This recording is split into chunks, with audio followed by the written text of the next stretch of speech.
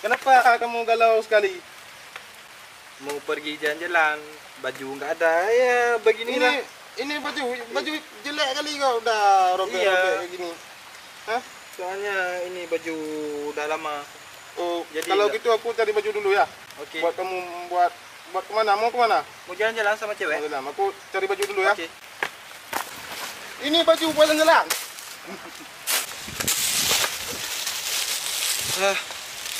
Bagus ini. Bagus sekali baju ini. Ada gambar-gambarnya lagi lucu. Aduh.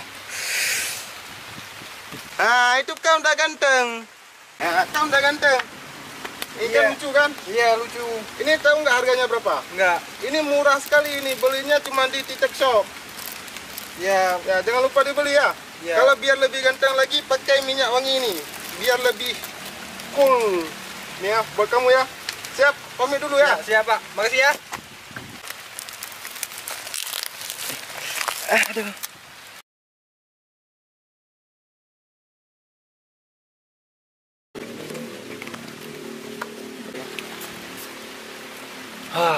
Harum. Ingin seperti para artis dan sultan, pilihan parfum original yang bersahabat di kantong. Wangi sekali ini.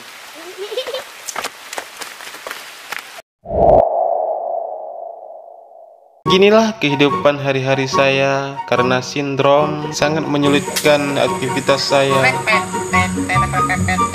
Di saat saya mau naik pohon sawit pun, saya pun juga kesindrom. Aduh, susah kali hidup seperti ini.